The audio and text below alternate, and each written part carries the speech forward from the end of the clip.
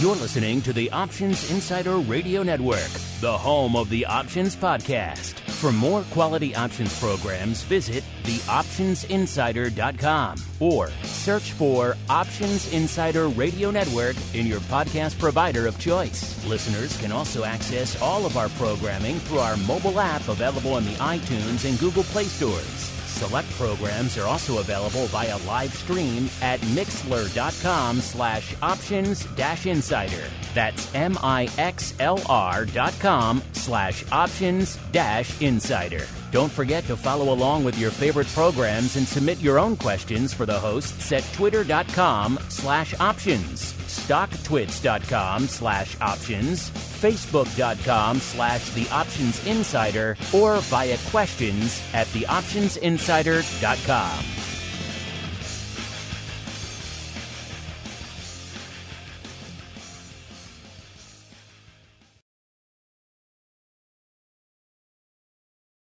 Welcome to Volatility Views, the premier program for volatility traders. Each week, we'll take a deep dive into the world of volatility with in-depth analysis, trading activity reviews, strategy breakdowns, cutting-edge education, and much more. We'll also bring you exclusive conversations with the traders, researchers, and asset managers who are reshaping the volatility landscape. If it involves volatility, then you'll find it on Volatility Views.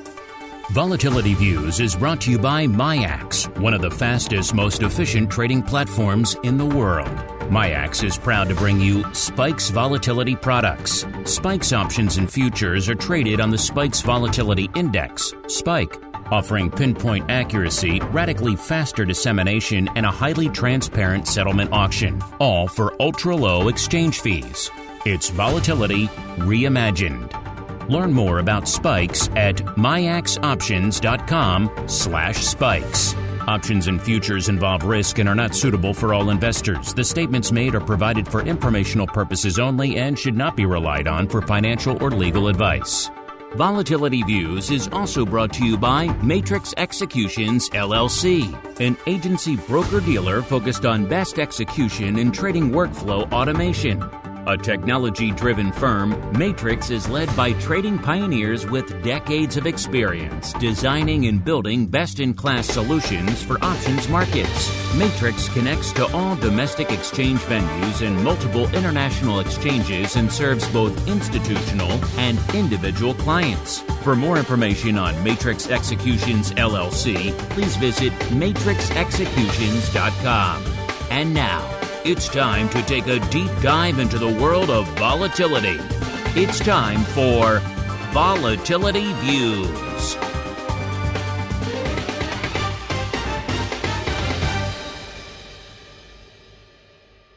All right, everybody.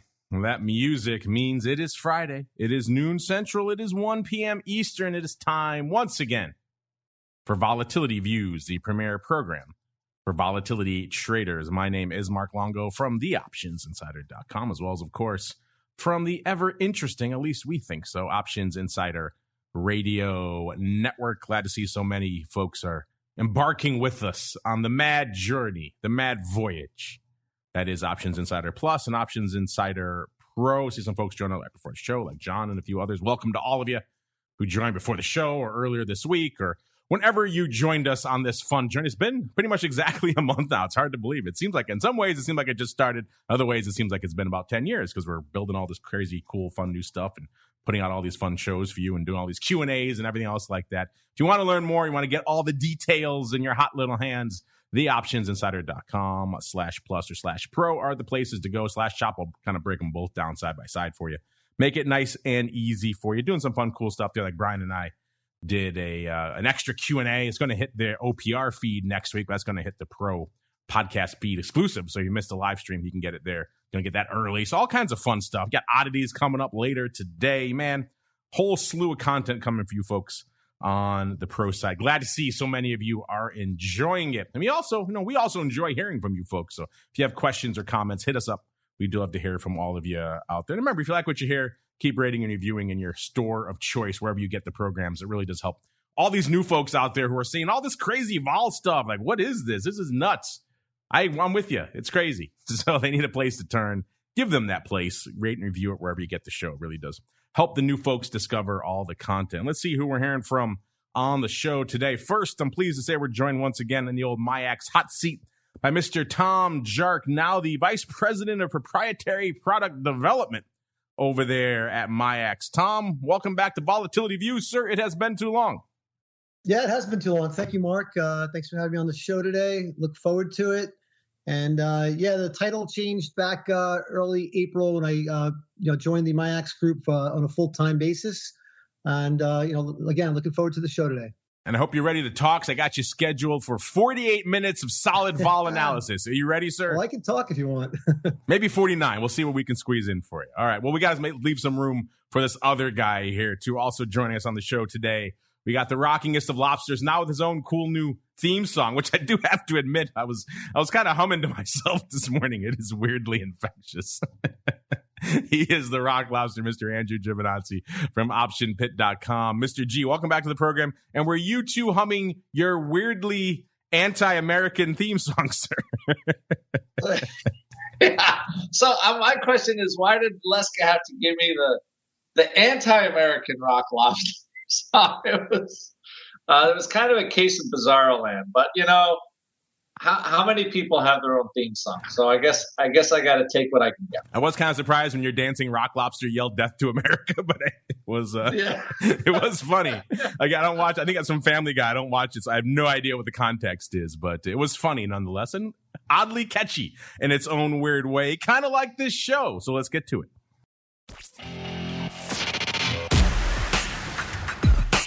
It's time to break down the latest developments in the volatility trading world. It's time for the Volatility Review.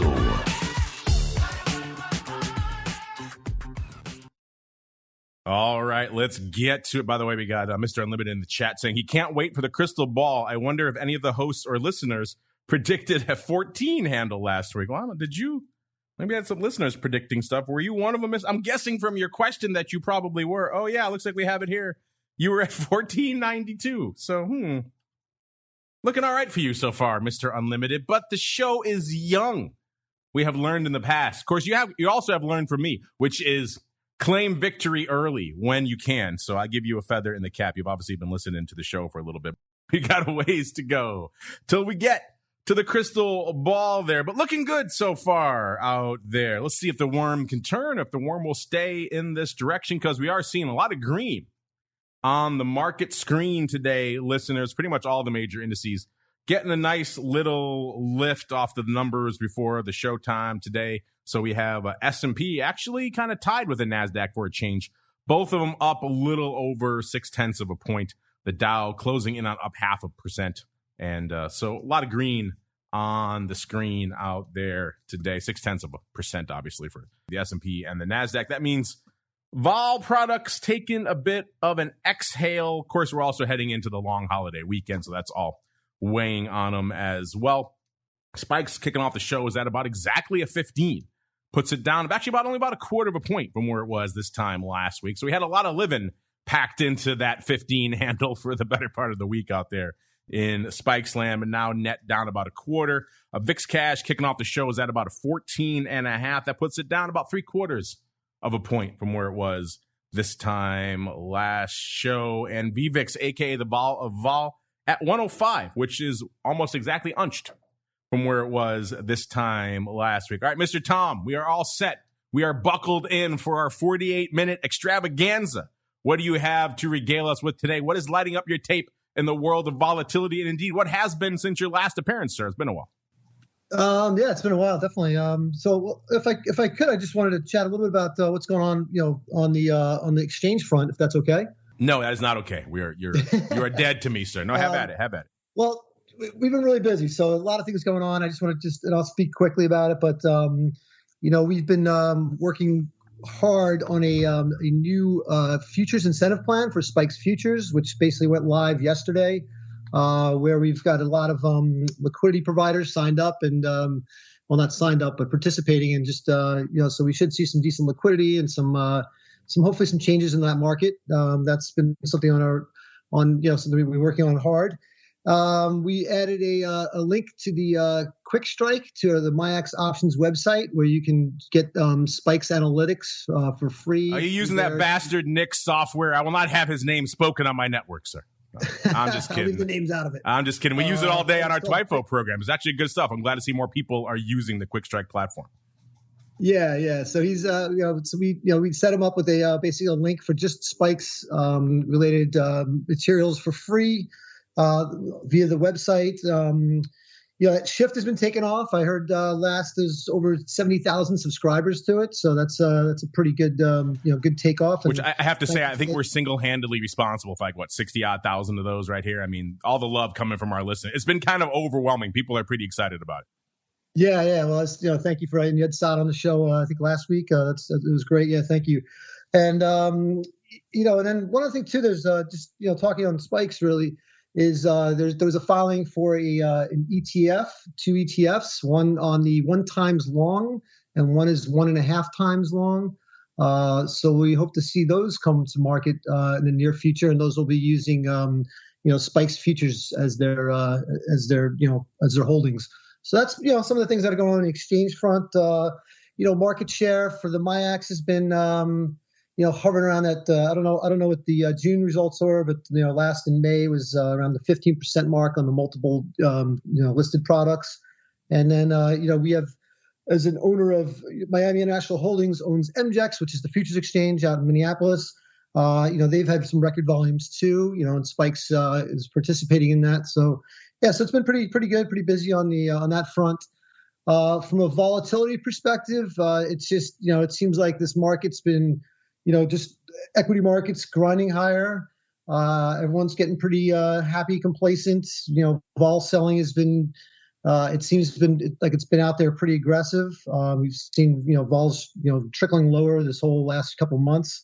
Comparing Spikes from a year ago, we were at 27.58 versus like a 15 today. So it's a pretty drastic changes in sentiment.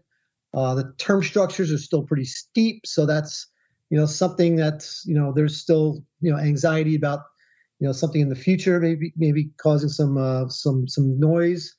I don't personally see any catalysts here in the next few weeks, but usually when I don't see any catalysts is when you get them. So, I'll jump back in a little bit more with some more topics, but I'll turn it over to Mark if you want. Thank you. Oh, I'm sorry. Very nice of you. Very nice of you to turn it over to me, sir. Mark's got the day off. Yeah.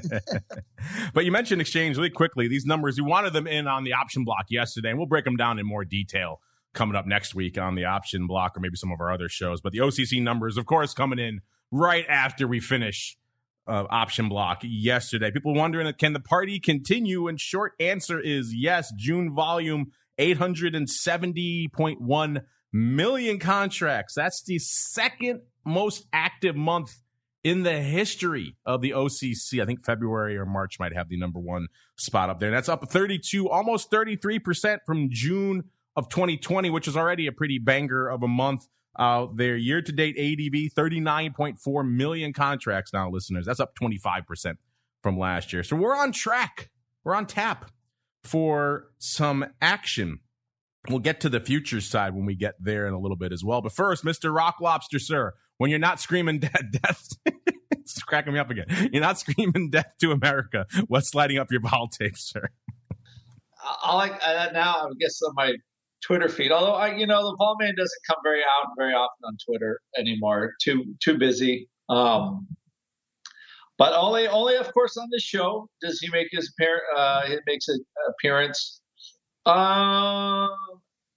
So we are going to close in the 14 handle for the first time in over a year. So that is, I think that's an event in itself. Yeah, your 15 handle prediction, that's quaint, that's dated, that's old news, sir. We're at a 14 handle now. Deal with that. All I know for listeners is that I did not lose this. That's okay. We'll wait for the end of the show. But as far as vol goes, I think you're seeing so basically what's happening for listeners, you got contraction at the money for vol. You got, the weekend, you have the holiday is in. The at the money calls for last week, the 433 calls for SPY, I think were they're like $1.40 now or something like that.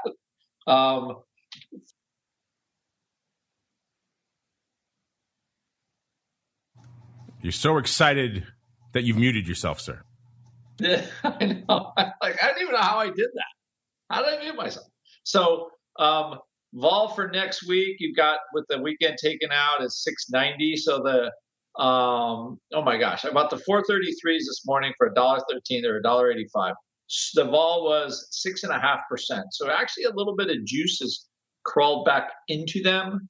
I would say there, but they were again really, really, really like crazy cheap at the time. So you're seeing you can see by three. So we moved about $2.68 today. You can buy all until Friday expiration. You can buy the straddle for $3.50. So I don't know about anybody else, but that's about as low as an SPY or an SPX straddle can get. Even though we only have 4 trading days and they have taken the day out, that's still pretty low vol. And my guess, it's probably the low close for an at the money straddle for the SPX for this year. So just take that as you will. And I'll probably be buying some of it here toward the end of the show, and we'll see what happens next week. There is not a huge amount of penalty to carry it for 2 days from a decay point of view. So at the money vol coming in like pretty aggressively because realized vol is shrinking, but no one is selling puts. So you have, we talked about this yesterday, you've got like pretty steep skew for out of the money puts, but no real buyers of at the money juice. So you have a kind of kinky looking curve with vol at the money. And I think that's the trade. You want to buy the stuff at the money and sell all the stuff out of the money. And that's what we have for vol. So, and we are very close to, we're only 2 points away in VIX now from zone 1, which we have not seen since January of 2020. And what the hell is zone 1? I've forgotten all about that. I need my Kenny Loggins music. You have forgotten all about zone 1, haven't you, sir? I live in the danger zone, sir. I don't hang out in zone 1. Exactly. Like it's been danger zone for as long as we can remember. But $12.99 is not very far away. So anyway, if the realized vol keeps up like this, we'll probably see it. But I'm just looking at this as I see it. It's not very expensive vol one way or another, and it's super, super cheap. And also for those, like a lot of, equity vol 6 months out is now starting to get to levels that were year lows or even low for the last year and a half. So interesting pricing all the way around, starting to get like, this is so as the lower the VIX goes, the longer my duration goes buying stuff. And I just get more patient. You probably won't get a lot of action in the short term, but as we all know, 6 months might as well be a million years in volatility time. So when you can get those low vols as they start to get down there, it might behoove you to take a look at them. One thing I will say though, again, so VXX, those product vols are fairly low or getting to be year lows, but VIX vol is still like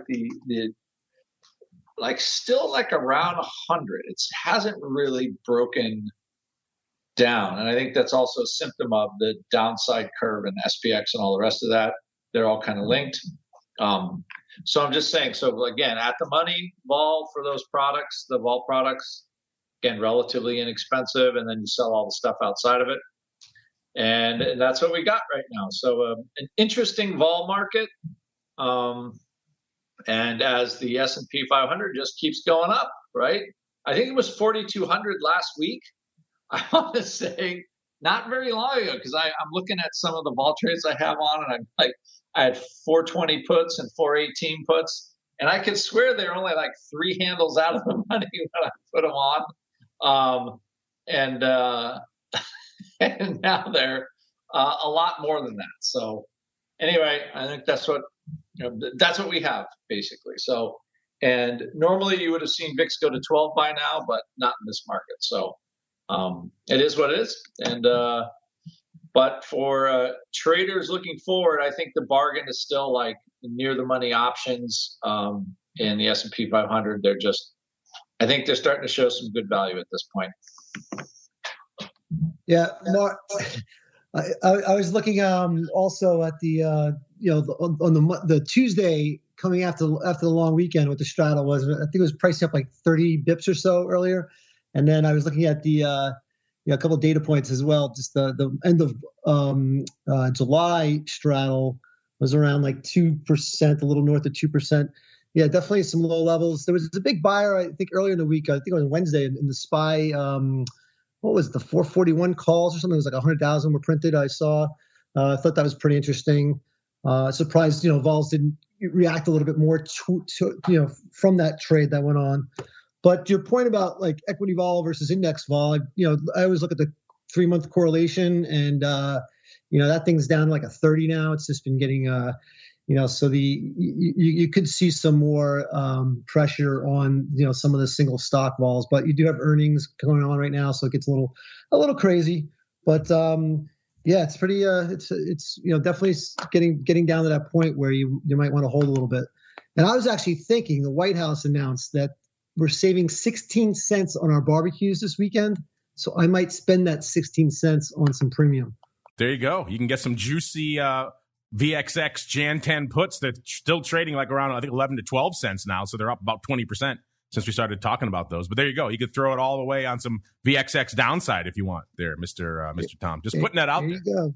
Just putting it out there for a rainy day as we keep on rolling. You know what's not really rolling a ton of right now are the futures out there in VIX. The numbers out of OCC. Remember, the pretty much only future they clear over there these days are the VIX futures. SIBO delisted their Bitcoin futures. Not a lot of other futures going up over there at OCC land.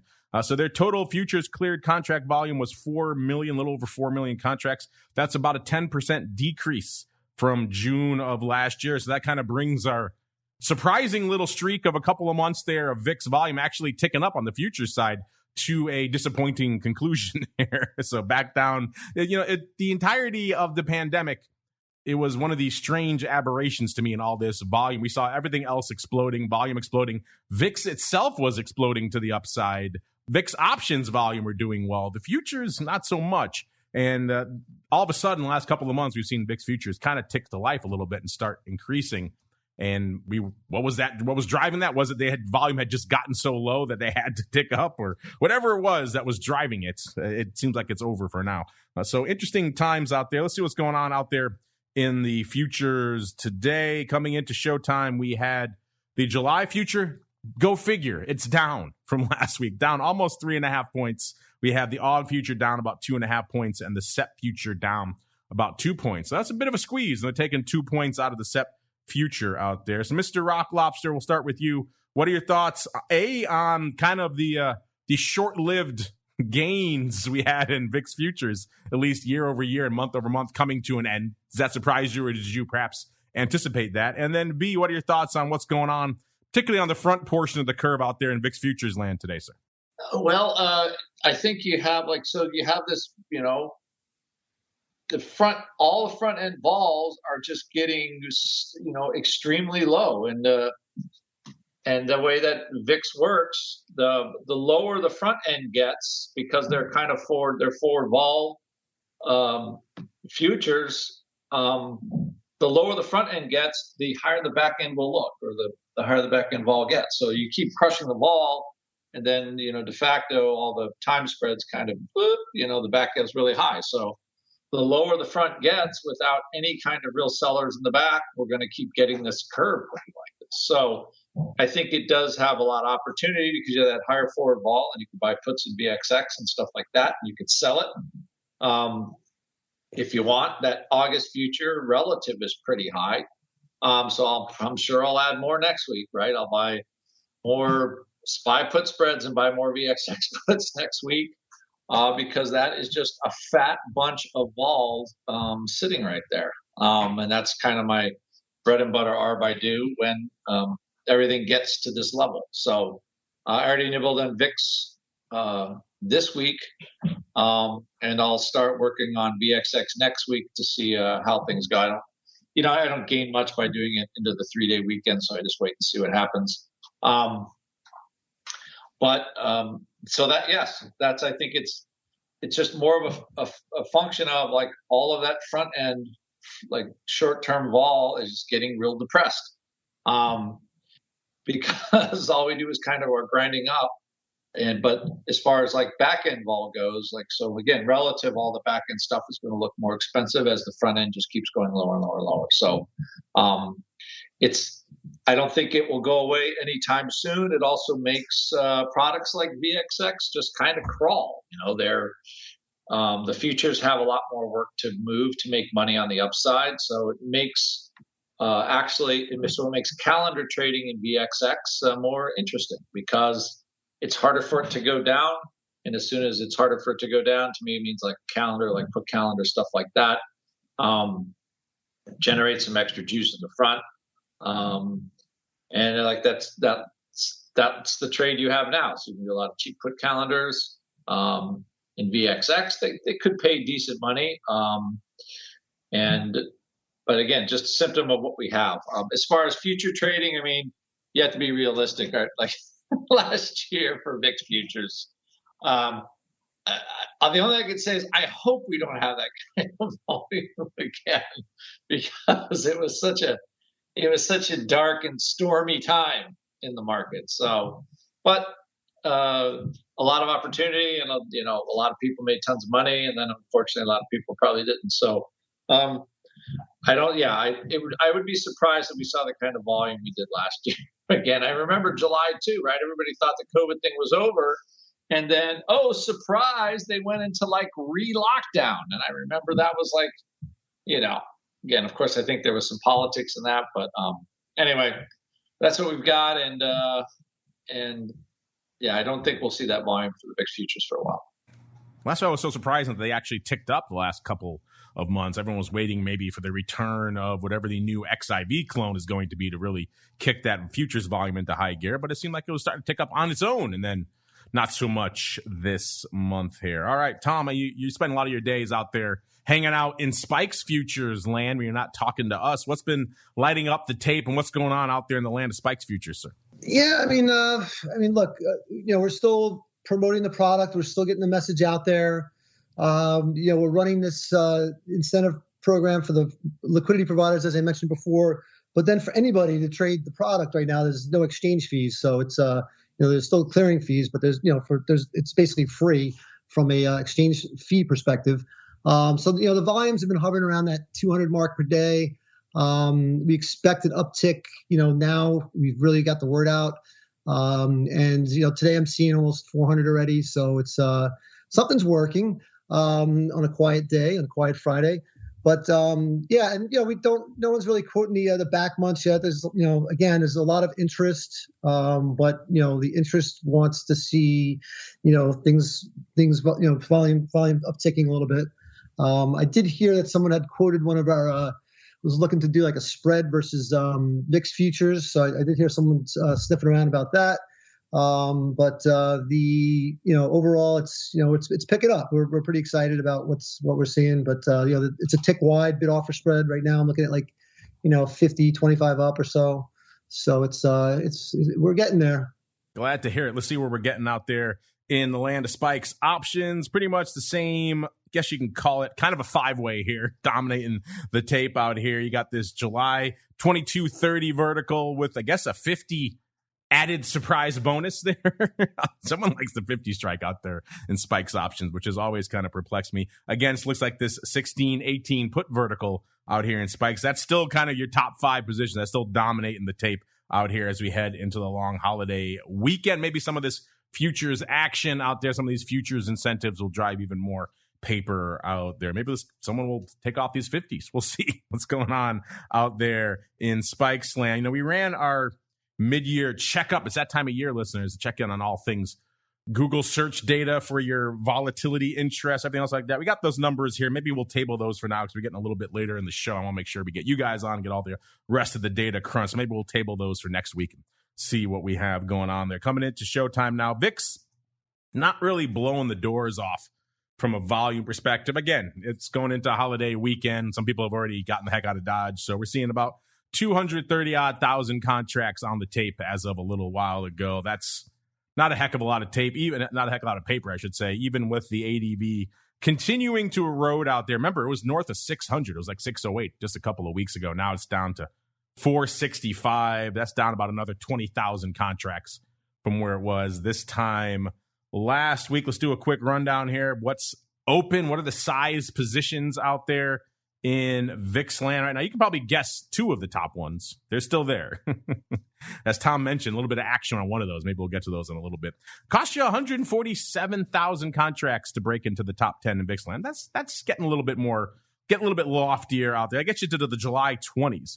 By the way, there are, let's see, 2, 4, it's actually exactly 50-50 calls to puts out there right now. So that's an interesting thing. Puts have been leading the dance for a while out here. So maybe that perhaps an indicator that we have truly left the danger zone behind and we are drifting now into zone one, where you may actually be inclined to pick up some upside every now and then in VIX land. July 20s, either way, good for number 10, 147,000. Number 8, should be number 9, easy for me to read. Number 9, 158,000 of the July 21 puts. Number 8, $1.59 of the July 15 puts. Number 7, 171,000 of the first and only SEP in the top 10, the SEP 25s. Interesting choice. Number 6, $1.73 of the first and only November, the Nov 60s. Another interesting choice. Very interesting. Some might say optimistic. Number 5, 186,000 of the July 18 puts. Number 4, 221,000 of the July 17 puts. Number 3, here we get to the first leg of that vertical that's still hanging out there, the July 25s, 318,000. Yes, that spread is still open, listeners. Number 2, something sliding in between. What is it? 329,000 of the July 16 puts, and still the big dog out there, the July 40s, 389,000. Total of almost 8.5 million contracts open out there in VIX land. A little over 5, about 5.25 million on the calls and about 3.25 million on the puts. Let's get out there to see what's lighting it up out here this week. Pretty much this week was really one day. It was yesterday where all the paper went up. Not a ton hitting the tape today. 230,000 contracts. Your most active contracts are the July 15 puts, 13, almost 14,000 of those, followed by 13,000 of the July 22 calls, as 13,000 as well of the July 32 half. So maybe a bit of a vertical versus puts out here. Either way, that's your kind of, let's just do a top 3 out there today. Not a lot really lighting it up. Yesterday was where the action was almost 1 million contracts exactly hitting the tape yesterday, which is a rare thing in VIX, listeners. So they hit the 1M level. Nothing else this week came even close. And what was the big dog yesterday? Well, it was our old friend, the July 40s, dominating the tape out there. 200,000 of these going up yesterday. So that's pretty much almost, pick any other day this week, that's almost as much volume as the entire day, just in this one option, listeners. 200K of these bad boys. So someone really wanted to play out there in the July. The question when those started going up, are they closing this vertical finally? The answer is no. We saw from the OI that vertical is still open. People just coming to play for size in the July 40s, followed by number 2, the SEP 60s, $1.12 of those. So that's our friend from the top 10 there as well. Actually, those are Nov 60s, so those are not even in the top 10. But a lot of interesting paper on the SEP 60s and the Novs. Nov, 92,000 of those, maybe a bit of a roll from SEP out to Nov, even though interesting timing for that, if that is indeed the case. Number 4, we got 43,000 of the SEP 30s. And number 5, we've got the OC 17 puts, good for 28, nearly 29,000. I know, Mr. Rock Lobster, these calls had to come on your radar this week because it was a pretty sizable print. What are your thoughts on 200,000 of the, on the 1 million day, 200K of these July 40s going up? And also our friend here still keeping the vertical alive here, the July 25-40, still holding out hope as it continues to erode. What are your thoughts on these July 40s and any other VIX prints that caught your eye this week, sir? Well, there was huge volume, and I almost thought that it could be the return of 50 Cent. You were talking about some of those also the SEP that went up. As I don't think did that make your list because there was just that mass volume printing. So as far as the 40s go, I think that's a little hope against hope at this point. But I did thought that like that huge. I felt like there could be like 50 Cent could be just starting to dip back in, but it was a little expensive. I think they were like 60 cents or something like that. So a little expensive for his cup of tea. As far as the 40s go, though, I don't know what that's a longer road, let's say, a much longer road. So, but it's possible I could see because the SEP VIX has traditionally, summer's over. I mean, I could think of probably count on my hand, maybe a dozen like poor October and September periods in my 30 years of doing this. So it's not unseemly to buy some September upside, I would say. Not unseemly indeed. By the way, I did just check while you were talking on the paper yesterday, the SEP Nov 60s. That was a spread coming at you courtesy of everyone's favorite platform out there. When we're not using Quick Strike and everything else out there, we love to use a little bit of Trade Alert. And looking at here, it was the SEP Nov 60 call spread that went up, looks like, for 18 cents. Actually, 17 cents, actually. It's about 90,000 times. So looks like it could have been a roll, which, again, interesting timing to roll the SEP out to Nov now, but perhaps they think we're going to see the turnaround again. They want to get out while the getting is good. Either way, interesting stuff. We've been talking for a while. Mr. Rock Lobster was just saying the way the futures are lining up makes calendar is kind of intriguing. I don't think this was a straight calendar. It looks like only one leg was opening. So it looks like it was indeed a roll, but intriguing stuff nonetheless. Not a lot of intriguing stuff the rest of the week. I'll just break it down really quickly. Wednesday was 213,000 contracts. Tuesday, a whopping 215, and Monday, a whopping 217. So you can add up Monday, Tuesday, and Wednesday and still not even get close to Thursday's paper. You add up all the rest of the week pretty much. Throw Friday in there as well. Still not even getting close to Thursday. So not a lot of action. There was some weird prints. Wednesday, we had almost 20,000 of the D75s. If that floats your boat. That's a intriguing strike out there again. But aside from some weird aberrant paper, AUG 95 calls going up 17,000 times almost on Monday. But outside of those kind of weird prints, not a heck of a lot lighting it up. Now, let's go on out now to the product all of you love to fade. Getting your fade on again. Come into Showtime, we had VXX at about 28 1/4. That puts it down about 1 point exactly from where it was this time last show. So getting some of that juice back out again. Let's see. It was about 122,000 contracts on the tape earlier in the show. Let's see if that's increased a little bit. $168 on the tape right now. Listeners, ADV's a little bit shy of 200K, about 195. It's down about 5,000 from last show. So it seems like a lot of the legacy VXX symbology post reverse split issues are behind it. Even like look at the top 10 out here. You still see a lot of VXX1 dominating the tape out here, including, let's just do a top 5 here. Let's see, number 5, 18,000 of our old friend VXX1 SEP 14 puts, followed by number 4, 21K of the SEP 14 calls. Again, all pre-adjusted contracts here. Number 2, 23,000 of the SEP 9 puts. Now we get to an actual VXX contract, 27,000 of the July 26 puts. And the big dog out here still going back to the early days of VXX1, 32,000 of the SEP 10 calls out here. Mr. Rock Lobster, I know you crazies out there love a little bit of eroding products. What was lighting up your tape out there in VXX land this week, sir? A lot of, what's funny is there's not a lot of interest in calls in there. I mean, overall, just nobody cares. So mostly just people buying puts, looking at the next strikes that are interesting. Like we have talked about, the January puts are starting to get a little more interesting now too as time goes on. So But I mean, the reality with VXX is like this is usually as a product where it kind of, it just slowly erodes and it just sort of stinks. The steeper the term structure gets, the worse it is for it. And it just, again, just slowly goes into Palookaville. What is it already? How much is it down since it was listed? About $13 or $14 or something. Since the reverse split? Yeah, it's down about $12 since split. that. Yeah. I mean, it's been pretty, anyway, so generally we don't see a ton of paper when it's like this just because it's not doing a whole bunch. So, but anyway, I say that as we probably touch vol lows here, and maybe this will be next week will be the start of something new and shiny. But as of right now,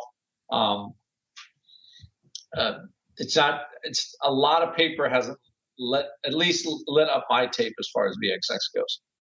Let's see what's lighting it up out there really quickly today. Not much, like I said, about 88, almost 9,000 of the July expiring today. 28 puts. So go figure. This Zach strike we're hanging out at going out today. Not exactly. And about 8,500 of the July 28 half puts also indeed going out today.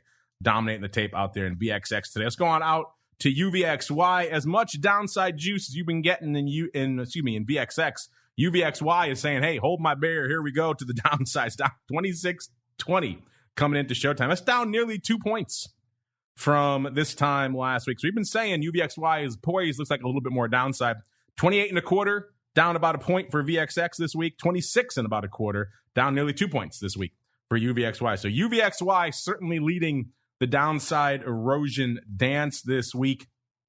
Still not leading really on the volume front. About 99,000 contracts. That's down about 4,000 or 5,000 from last week on the ADV side. Again, some of these legacy symbology issues probably dogging this one. Today, about a little over 100,000, 111,000. So paper starting to come back out here in UVXY. Today, kind of the same deal as in VXX. The puts going out today are what's dominating the tape. About 9,000 of the July 27 puts, 8,500 of the July 26 puts, all leading the dance, all those going out today. You got to go down a little bit to find the July 26 books expiring next week. About 7,000 of those trading as well. Let's do a quick top five here in UVXY as well. Number 5, again, pre-split adjusted. We got about 8,000 of the SEP 5s. Then we go out to actual UVXY land again. Number 4, 8,800 of the July 45s. So there are some calls to be found out here and intriguing strikes. Maybe someone put those on right after the reverse split, in which case I feel bad for you. Number 3, 8,800 of the July 27 puts. These are going out today, so those will be gone next week. Number 2, 9,400 of the July 20 puts. And the big dog out here, I use big in air quotes, are back to the pre-split adjusted Jan 1 puts. Almost 10,000 of those bad boys. Those will be hanging out there for a while. Mr. Rock Lobster, I know your preferred vehicle for the dark side dance these days is UVXY. What's been lighting up your tape out there these days, sir? Just as the vol gets crushed. So I probably bought the worst puts ever a couple of weeks ago. I bought the January 1625 puts, thinking we would get some kind of action out of them. I think via UVXY was 6 points higher, and I don't think they've moved on the vol destruction since I bought them. Actually, I'm positive they haven't moved since the vol destruction. So right now, as I say that, they're probably as good a buy as they'll ever be today for $1.10.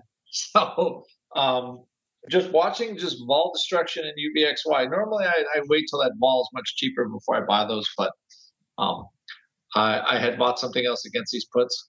But just their crash has been, or the vol crash in UVXY has been quite extraordinary over the last 2 weeks. So mostly everything I'm watching just erodes to nothing.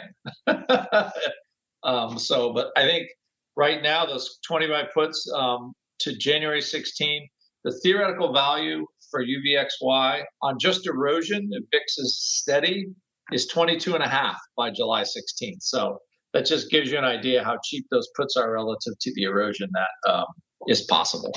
A lot of erosion juice. We were joking, listeners, about cheapy puts out there in Jan. We were joking about the VXX Jan 10 puts. Those are still trading about 12 cents or so. But just a sense of how much more potential erosion is perhaps on the calendar for UVXY. Those same puts in UVXY, the Jan 10 puts in UVXY, they're 60 cents at $1.20. So 6x to roughly 10x. So they are pricing in a little bit more juice to the downside there in UVXY. Speaking of pricing in juice, not a heck of a lot to be found out here in the single names this week. There were a few reports still coming out here. We had Bed Bath & Beyond, Micron, General Mills, and one of my favorite names, the Walgreens Boots Alliance. Sounds like it's straight out of Star Trek.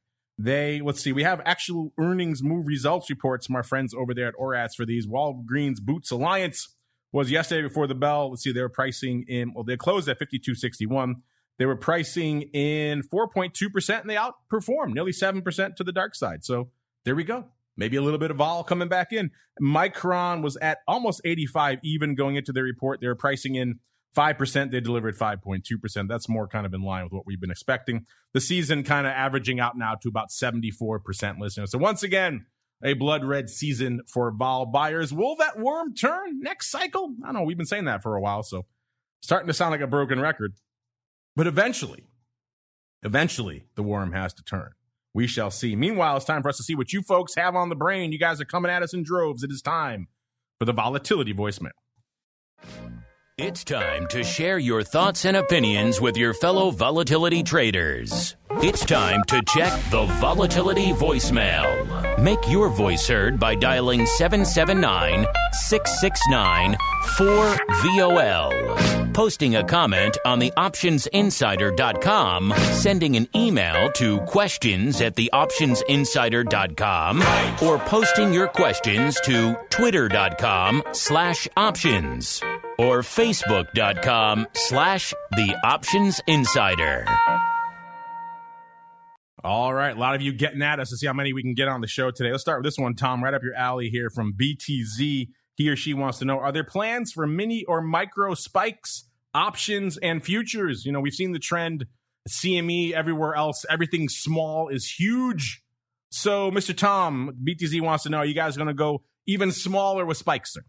Well, I'll be honest, we never discussed the micros on spikes. That seems like it'd be a very, very small contract for that typical product. But, we're considering, things are being considered, but, we've definitely taken a survey and the pulse from the potential users, and, having discussions with, just like I said, some of the potential users, but no definite plans at this point.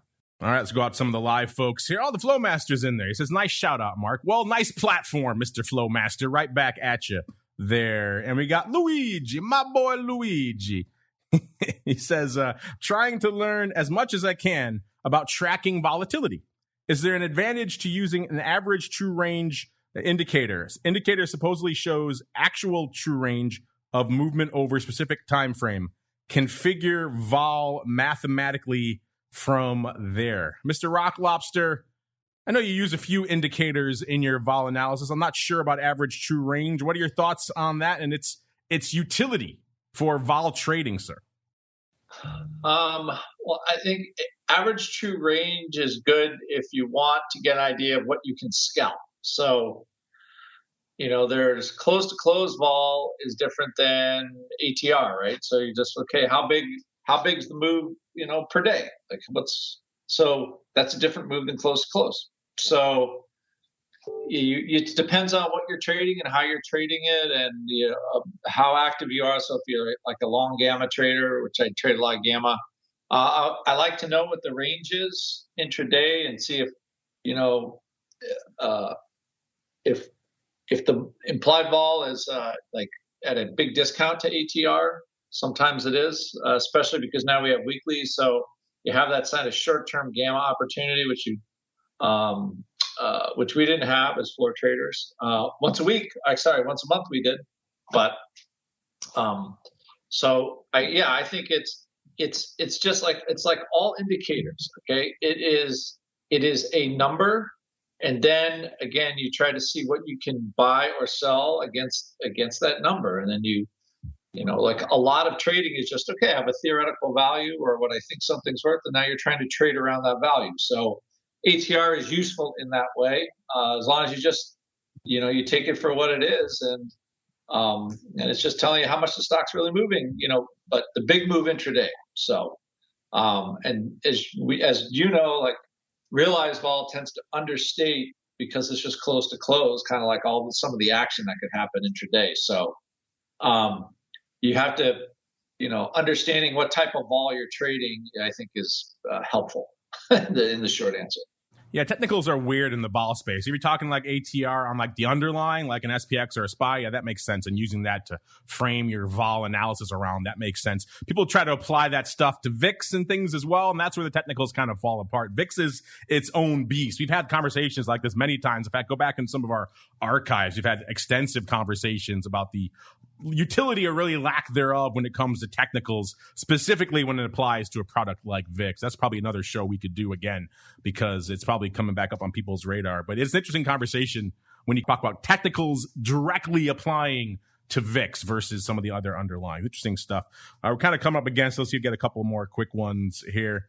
J4340 says, hey guys, not sure if you were aware, but I can't seem to find Vol Views on Google Podcasts. And it's the only show, it's that only one of your shows that is missing. All the others seem to be there. I got to have my Vol fix. Well, we're with you, Jay. If you can't get it there, we'll make sure. And this happens. Thanks for bringing this to our attention, by the way. If you guys see this on any platform that you're listening to, listeners, and suddenly one of our shows isn't there, hit us up, let us know. We don't always see it in time. What happens is there's something technical sometimes behind the scenes, or what it usually is a lot of these platforms suddenly can change their art requirements. Something as simple as that. I bet I'd probably wager us what it is on Google Podcasts. They change what resolution or what DPI, that they get that stringent of what they want for the cover art for a show. And if they change it and if it hasn't been updated on whatever show it is, they may just take it out of their listing. So I would wager it's probably something like that. But thanks for bringing that to our attention, Jay. We will get that sorted out because we agree. All you folks listening on Google Podcasts got to get your Vol Views fix as well as we keep on rolling into that most difficult,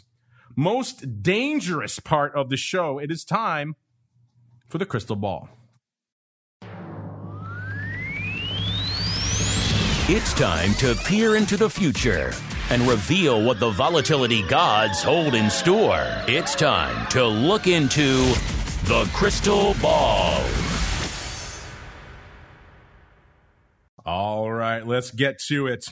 And Mr. Unlimited, I told you, take your victory while you can, because Vol can be a fickle mistress. And it looks like you did take a good victory early on. Vol has actually ticked up since our last, since we at the start of the show. Looks like coming to the end of the show here, we got VIX Cash hovering around 14 3/4 or so. Spikes back over the 15 handle. 15.14 is kind of a little bit below it earlier.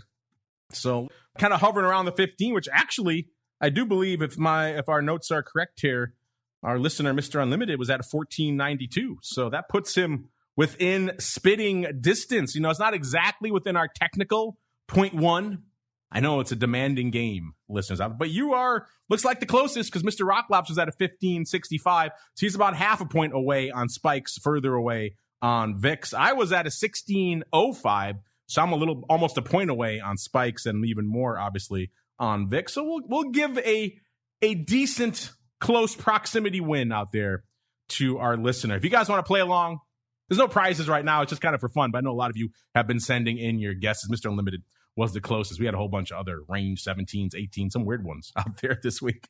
So well done to you. If you're listening live, you can of course send your votes in. You can always send them in after the fact as well. Maybe if we start getting a lot of the listeners who really want to play, maybe we'll put some fun prizes to work out there. All right, but it is that time now. There are no winner chicken dinners for this week, at least on our side. So that means, Mr. Tom, I shall give you the pride of place. You get to choose. Do you want to go first, or do you want to have somebody else go first? If so, you have to choose them. I will go first. All right, have at it, sir. The floor is yours. On spikes, I'll go with a level of it's 15, 16 now. I have no idea. As a guess, I'll say 1575. A little uptick. Interesting. A little bit of uptick. A little bit of vol coming back after the long weekend. Not going back to zone 1. Going to hang out still here in zone 2. Easy for me to say. I still want to bust out our Kenny Loggins music again, so we'll have to get a little bit closer to the danger zone. Mr. Rock Lobster, you were closer than I, so I shall allow you to go next. What are you feeling for this time next week? You feeling a little bit more erosion? You feeling zone 1, or dare I say it, are you feeling the danger zone, sir? It just was music to my ears that you just said, Andrew, you get to go first, because I think I finally beat you, at least got closer than you in one of these things. So I'm doing a dance right now, but where are we going to be? To be honest, with how things are, I would go, what did I say, 15 something last week. I would go, I'm going to say $14.99 for next week. That will be my number, $14.99. $14.99 for the Rock Lobster. By the way, Mr. Unlimited in the chat, he certainly is learning how to play the game because he's already taking umbrage, Mr. Rock Lobster. He's saying it has ticked up now to 14.82 in the VIX cash, so he should be declared the winner. He's within 0.1 now. So he's learning. They're learning how to take umbrage, just like you, Mr. Rock Lobster. So I have to say, I tip of my hat to them. All right, fine. I'll give it to you this week. You're within a tenth of a point. Winner, winner, chicken dinner to you out there. It mostly for the umbrage. It was quality umbrage. All right. So Tom's at a 15 3/4. Mr. Rock Lobster, what did you say? $14.92 or $14.99, Mr. Rock Lobster? I would say $14.99. $14.99 for the Rock Lobster. So no more Columbus for the Rock Lobster. All right. So here we are going into a long weekend. Obviously, we're probably going to pop a little bit on the open on Monday, as a vol usually does. It comes crashing back in. How long that lasts, who knows? Till the end of the week? Probably not out there. But will some other strange event intervene, or will we kind of just drift and kind of linger around here? You know, I have a hard time picking a 14 handle for this time next week, but I was thinking right a little bit north of here, but the Rock Lobster kind of already went there. So to make it fun, I shall go a little bit south. I shall say 14 double, 14.55 for this time next week. So got Tom on the upside, 15 3/4. Got Mr. Rock Lobster playing the middle game at 14.99, and I'm coming in at the bottom there at 14.55. All right, everybody. That music means we're done with at least this program.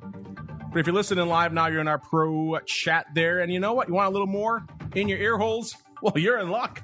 Just stay tuned. We'll pump some fun stuff in there in between, and we'll be back in exactly an hour to break down the world of unusual options activity with the return of everyone's favorite former TD exclusive show.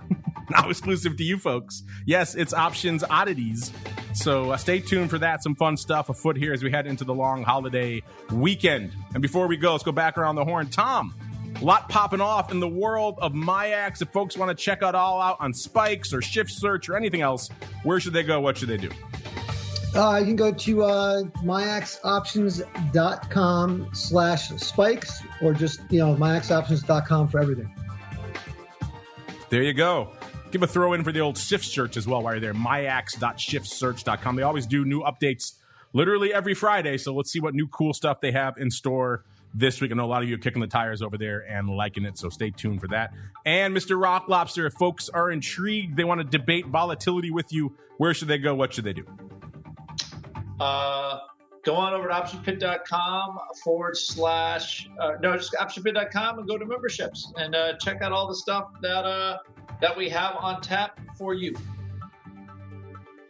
All right, looks like we got Mr. Unlimited. He's playing again next week. He says 15 double. Oh, so he's topping me by $1. 15 double for VIX. Spikes 15.65. All right, interesting. We'll put you in the notes. Anyone else wants to play? We're already starting to get some of those as well. I'll have to collate all those. See what you want to play. You feeling more vol or less vol? Hit us up. Let us know. Play along. Get to discover, like some of our other listeners, just how difficult and deadly this, and perhaps rewarding, this game can be. When you hit that bullseye, it does feel oh so good. And we'll see you back here later today for Options Oddities, and then back again next Friday, another Volatility Views.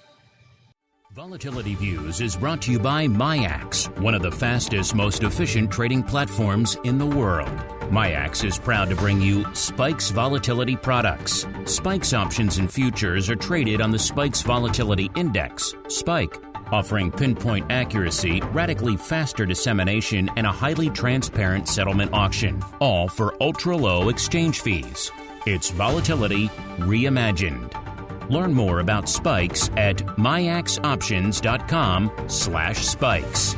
Options and futures involve risk and are not suitable for all investors. The statements made are provided for informational purposes only and should not be relied on for financial or legal advice. Volatility Views is also brought to you by Matrix Executions, LLC, an agency broker-dealer focused on best execution in trading workflow automation. A technology-driven firm, Matrix is led by trading pioneers with decades of experience designing and building best-in-class solutions for options markets. Matrix connects to all domestic exchange venues and multiple international exchanges and serves both institutional and individual clients. For more information on Matrix Executions, LLC, please visit matrixexecutions.com.